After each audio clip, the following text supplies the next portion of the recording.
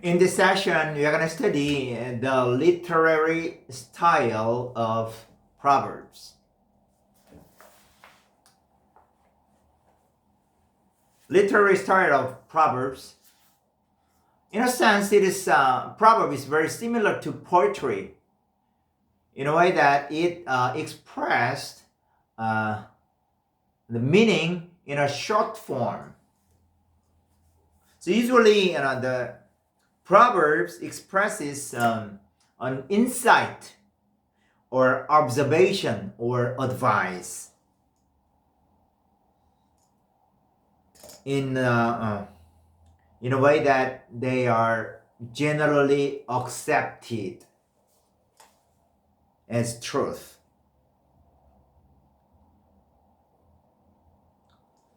So, because Proverbs is very similar to poetry in a sense that it is very short and brief, especially second part of Proverbs. Proverbs chapter 10 to 31 are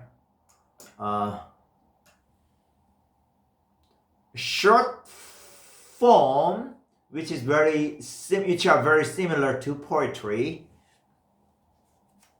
So the Proverbs actually there's a special literary device created to effectively express Proverbs. What is that? That is parallelism. Parallelism. You know the word parallel? It goes side by side all the time. So, in the Old Testament, usually poetry is parallelism. Parallelism is used in the Old Testament poetry. It goes like parallel lines. For example, Proverbs chapter 16 verse 13. The king is pleased with words from righteous lips. He loves those who speak honestly.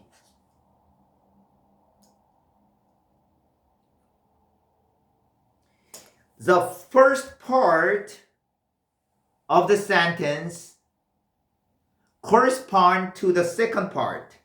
So it's like the king is pleased with words from righteous lips.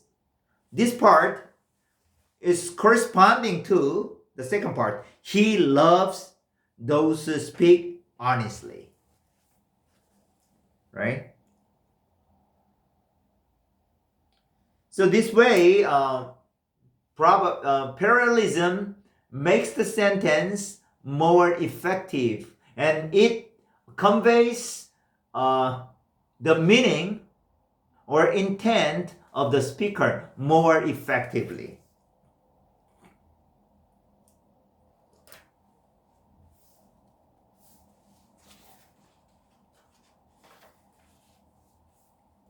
In parallelism, there are some kinds. First one is parallelism of opposites. It's like, what is this? The first part of Proverbs has opposite meaning to the second part. For example, a wise woman builds her home, but a foolish woman tears it down with her own hands.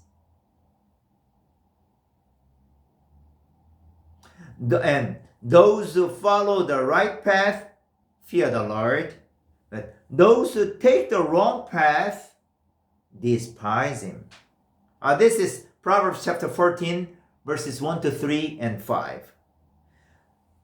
The proud talks of fools becomes a rod with which others beat them, but the words of the wise keep them safe. An honest witness does not lie, but a false witness breathes lies. Right? So first part, a second part is the opposite of the first part. So by contrasting this literary device intends the meaning of the Proverbs. It enhances the meaning more effectively.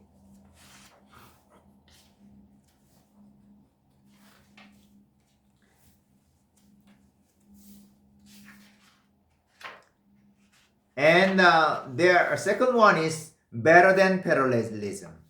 What is better than parallelism? It's like chapter 15, verses 16 to 17. Proverbs chapter 15, verses 16 to 17. It's like, better to have little with fear from the Lord than to have great treasure with inner turmoil. A bowl of soup with someone you love is better than steak with someone you have. This parallelism begins with better than.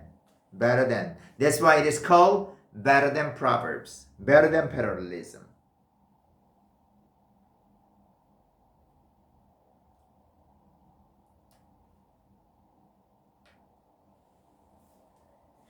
And another literary style of Proverbs is imagery. Imagery. Usually in the Old Testament poetry, poetry is rich in images. The book of Proverbs is also no exception. It has rich image. You can say mega image. For example, we've just studied woman wisdom and woman folly. These are all images.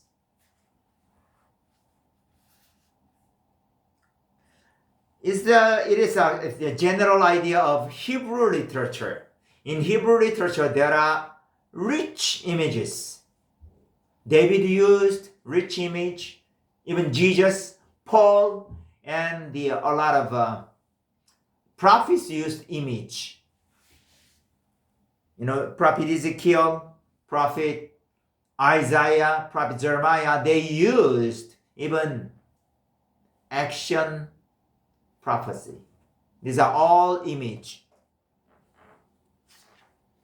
It conveys the meaning very, very effectively. Very, very effectively. So, if you understand this literary device in the book of Proverbs, you will understand much better the meaning of Proverbs. It's up to you.